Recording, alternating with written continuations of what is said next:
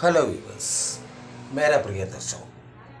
Today I am going to give you 10th class English lessons. So sorry for other states students. It's only for Kerala state. You know. That's why मेरा दर्शकों lessons पढ़ने वाली lessons only for Kerala. So we will start. First chapter adventures of banyan tree. Adventure എന്ന് പറഞ്ഞാൽ നമുക്കറിയാം സാഹസികത, ഒരു ആൽമരത്തിൽ ഒരു സാഹസികത. നോക്കാം നമുക്ക്. ഇതിൻ്റെ റൈറ്റർ നമുക്ക് ആദ്യം പരിചയപ്പെടാം. Ruskin board. He is A famous writer, born on 19th May 1934. 1934 ഇദ്ദേഹം. ചേട്ടൻ നിങ്ങൾക്ക് പ്രൊഫൈലൊക്കെ എഴുതാൻ വരും, വളരെ ശ്രദ്ധിക്കണം. ദെൻ നോക്കാം നമുക്ക്. It's an Indian author of British descent. Indian എഴുത്തുകാരനാണ്, എന്നാൽ ബ്രിട്ടീഷിൻ്റെ ഒരു പാരമ്പര്യം അദ്ദേഹത്തിന്. ഡിസെൻ്റ് ഇറങ്ങുക എന്നൊക്കെ പറയും. അത് ബ്രിട്ടീഷിൽ നിന്ന് ഇറങ്ങി വന്നത് means his ancestors or his parents lived in somewhere in abroad. His father was an officer at Royal Air Force. അപ്പോൾ റോയൽ എയർ ഫോഴ്സിലെ ഒരു ഓഫീസറായിരുന്നു ഇദ്ദേഹത്തിൻ്റെ അച്ഛൻ. അതുപോലെ he wrote his first novel, The Room on the Roof. ആദ്യത്തെ നോവലായിരുന്നു എന്തായിരുന്നു അതിൻ്റെ പേര്? The Room on the Roof. At the age of 17, വളരെ യങ് ആയിരിക്കുമ്പോൾ തന്നെ അദ്ദേഹം ഒരു നോവൽ എഴുതി, 17-ാമത്തെ വയസ്സ്. It got John Llewellyn Rhymes Prize in 1950. ആ വലിയൊരു സമ്മാനമൊക്കെ അടിച്ചു. അതിൻ്റെ പേരായിരുന്നു, ആ പ്രൈസിൻ്റെ എന്തായിരുന്നു? Llewellyn Rhymes Prize 1957. ഇയറൊക്കെ ഓർമ്മിച്ച് വെക്കണം കേട്ടോ, ഏത് പ്രൈസായിരുന്നു. പ്രൊഫൈലൊക്കെ എഴുതാൻ വരുമ്പോൾ ഇദ്ദേഹത്തിൻ്റെ പേര്, എവിടെ ജനിച്ചു, എന്താണ്, ഇതൊക്കെ നമ്മൾ എഴുതിയിരിക്കണം. അതുപോലെ it got John Llewellyn prize. Then his first children books was the Angry River. അദ്ദേഹത്തിൻ്റെ കുട്ടികൾക്കായിട്ടുള്ള ആദ്യത്തെ പുസ്തകം ആംഗ്രി റിവർ ആയിരുന്നു.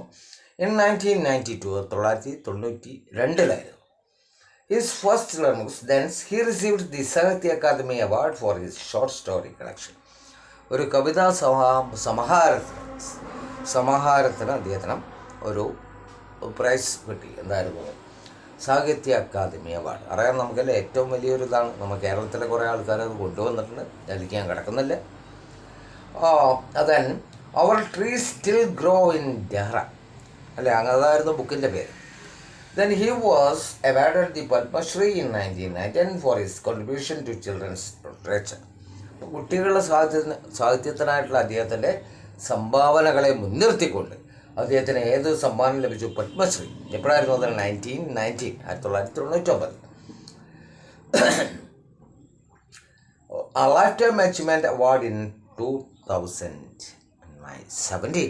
A Lifetime Achievement Award കിട്ടി 2017. He now lives with his adopted family in Lantor near Missouri. മിസോറിയിലെ ഒരു കഥയൊക്കെ നമുക്ക് പഠിക്കാനായിട്ട്. ഇനി +1 തോന്നുന്നു, +2 എന്നറിയില്ല. അപ്പോൾ അവിടെ അദ്ദേഹം താമസിക്കുന്നു കേട്ടോ, അദ്ദേഹത്തിൻ്റെ കുടുംബവുമായിട്ട്, അല്ലേ, ലാൻറ്റോർ എന്ന് പറയുന്ന സ്ഥലത്ത്. ഇനി നമുക്ക് ഇതിലേക്ക് കിടക്കാം, ചാപ്റ്ററിലേക്ക്. സമയം നീണ്ടുപോകുന്നു.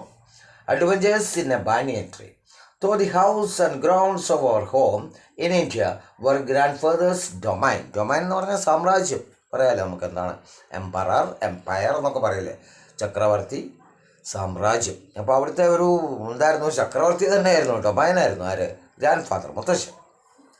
Then the magnificent old banyan tree was mine chiefly because grandfather. അപ്പോൾ എനിക്കത് എൻ്റെ ആയിരുന്നു ആ വലിയ ആൽമരം.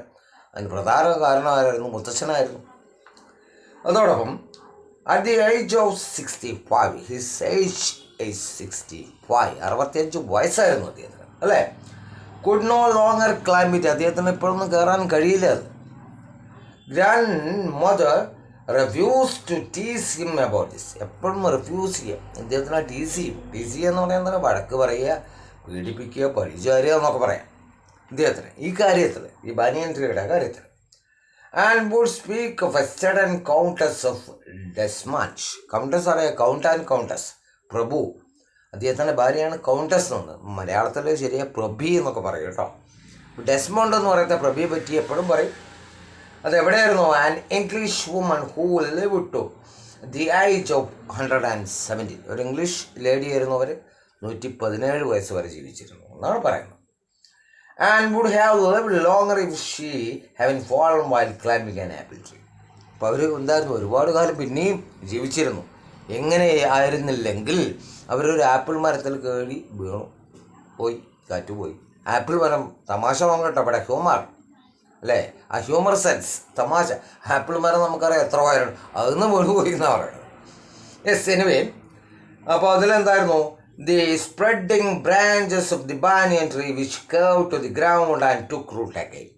അപ്പോൾ ബനിയൻ ട്രീയുടെ നമുക്കറിയാമല്ലേ, ആൽമരം നിങ്ങൾ കണ്ടോ, ഒരുപാട് ബ്രാഞ്ചുകൾ, വേരുകൾ ഇറങ്ങി വരും, വേര് താഴെ അല്ലേ, റൂട്ട് വീണ്ടും അത് മുളയ്ക്കാൻ തുടങ്ങും. അപ്പം നമുക്കറിയാം, ആളുകളൊക്കെ ആടുന്നതൊക്കെ കണ്ടിട്ടുണ്ടാവും ഇതിൽ, ആൽമരത്തിലെ വേരുകളിൽ പിടിച്ചുകൊണ്ട്. അത് നമുക്കൊരു സ്ഥിരമായ കാഴ്ചയായിരിക്കും ഈ ഭാഗത്ത് പോയി കഴിഞ്ഞാൽ. പല അമ്പലങ്ങളെ ചുറ്റിപ്പറ്റി ഒരുപാട് ആൽമരങ്ങളുണ്ടാവും. ആൽമരത്തിൻ്റെ കാര്യത്തിൽ ഞാൻ ഇനിയും പറയാം, അതിൽ സയൻറ്റിഫിക് ആയിട്ടുള്ള കുറേ കാര്യങ്ങളുണ്ട്. അതിൽ കാറ്റ് കൊണ്ടാൽ തന്നെ നമ്മൾ ഒരുപാട് ജീവിച്ചിരിക്കും. പറയാം, അതിലേക്ക് കിടക്കാം നമുക്ക് പിന്നീട്. അപ്പോൾ അത് the tree was older than the house, older than grandfather. അപ്പോൾ ആ വീടിനെക്കാട്ടിലും പ്രായമുണ്ട് ആൽമരത്തിൽ, ഗ്രാൻഡ് ഫാദറെക്കാട്ടിലും പ്രായമുണ്ട്. As old as the town of Dehra. അപ്പോൾ എന്താണ് ഡെഹ്റ എന്ന് പറഞ്ഞാൽ, ആ ടൗണിനേക്കാളും പ്രായമുണ്ട്.